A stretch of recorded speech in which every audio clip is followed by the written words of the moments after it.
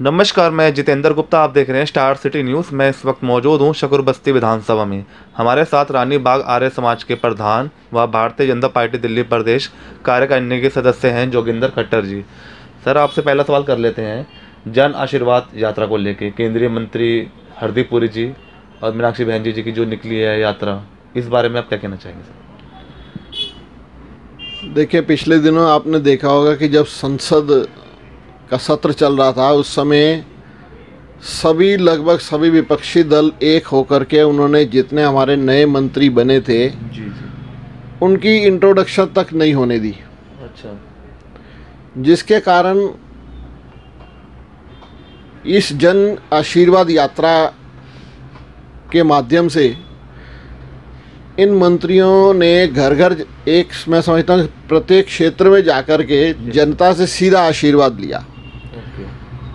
तो ये हमारी कार्यशैली के रूप में मैं मानता हूँ कि हमारे मोदी जी का एक नया तरीका रहा कि संसद में जिसको उन्होंने इंट्रोडक्शन देते समय जो है वो परेशानी बढ़ा दी, तो जनता से ऊपर तो कुछ नहीं है।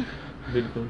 तो सभी मंत्रियों ने जनता के बीच जाकर के, और दिल्ली में हरदीप पुरी जी और मीनाक्षी लेखी जी प्रत्येक स्थानों पर जाकर के, और इतना ज़बरदस्त समर्थन जो जनता का मिला वो देखने लायक था।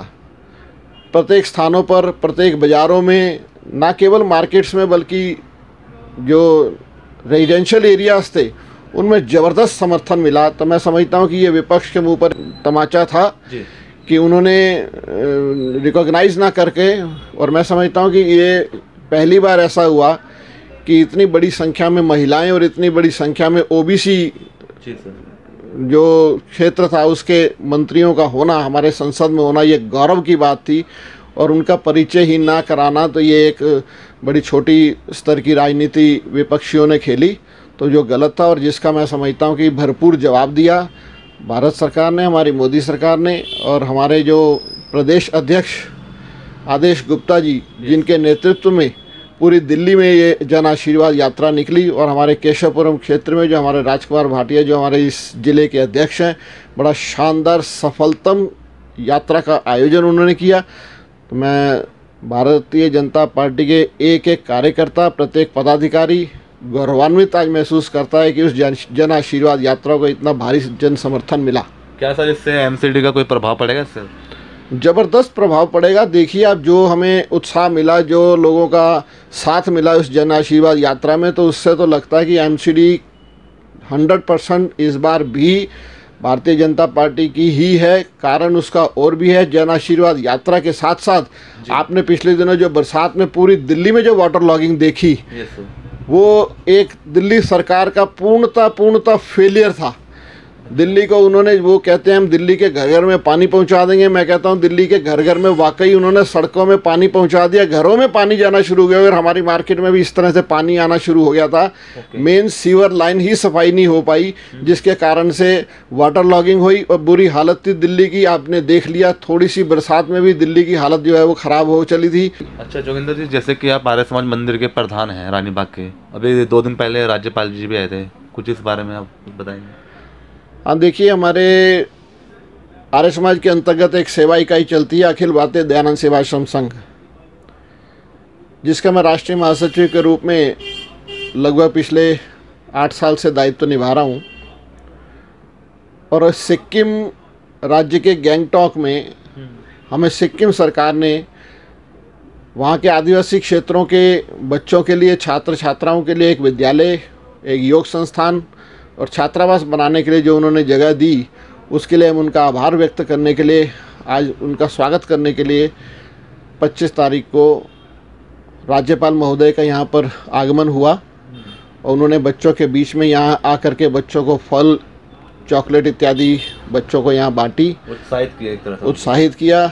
और मैं समझता हूँ कि ये उनका, सिक्किम सरकार का, राज्यपाल जी का आर्य समाज के प्रति विश्वास व्यक्त करना कि आर्य समाज ऐसी संस्था है जो वहाँ पर इन क्षेत्रों में आज हमारा लगभग पिछले 50 वर्षों से भारत के आदिवासी क्षेत्रों में असम, नागालैंड, त्रिपुरा, अरुणाचल, झारखंड, छत्तीसगढ़, उड़ीसा, राजस्थान, मध्य प्रदेश इत्यादि क्षेत्रों में हमारे विद्यालय चलते हैं, छात्रावास चलते हैं, स्किल डेवलपमेंट सेंटर चलते हैं। तो मैं समझता हूँ ये कार्य ही थे जिनके कारण से सिक्किम सरकार ने भी आर्य समाज पर विश्वास व्यक्त किया और हम निस्संदेह उस भवन को लगभग 1.5 से 2 वर्ष की अवधि में पूरा कर देंगे। सर लास्ट में और कुछ अपनी जनता को संदेश देना चाहते हैं?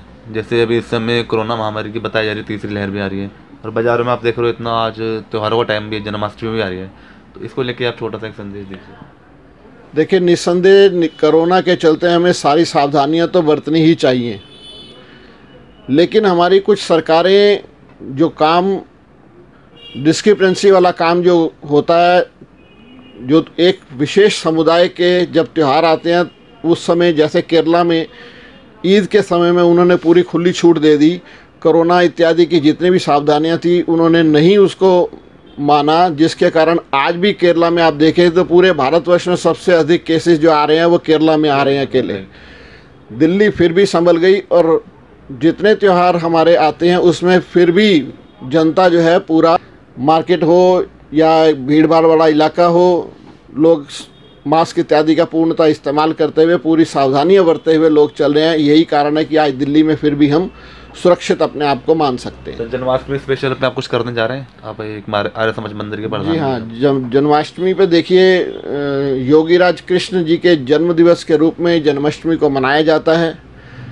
तो ये हर्ष उल्लास के साथ इस त्यौहार को मनाने की सभी मंदिरों में तैयारियां चल रही हैं। इसी प्रकार आर्य समाज में भी हम तैयारी करते हैं उन दिनों। और योगीराज कृष्ण जी का पूरा जीवन चरित्र पढ़ने लायक है। गीता, मैं समझता हूँ कि यदि किसी व्यक्ति ने गीता को नहीं पढ़ा, नहीं जाना, तो शायद वो अपने जीवन में कुछ ना तो कर पाएगा और ना ही अपने जीवन को वो समझ पाएगा।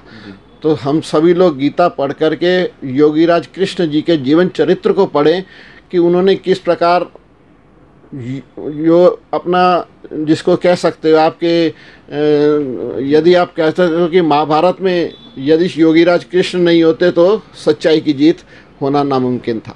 धन्यवाद सर आपका स्टार सिटी न्यूज़ में समय देने के लिए। तो ये हमारी सीधी बात जोगिंदर खट्टर जी से, स्टार सिटी के साथ मैं जितेंद्र गुप्ता।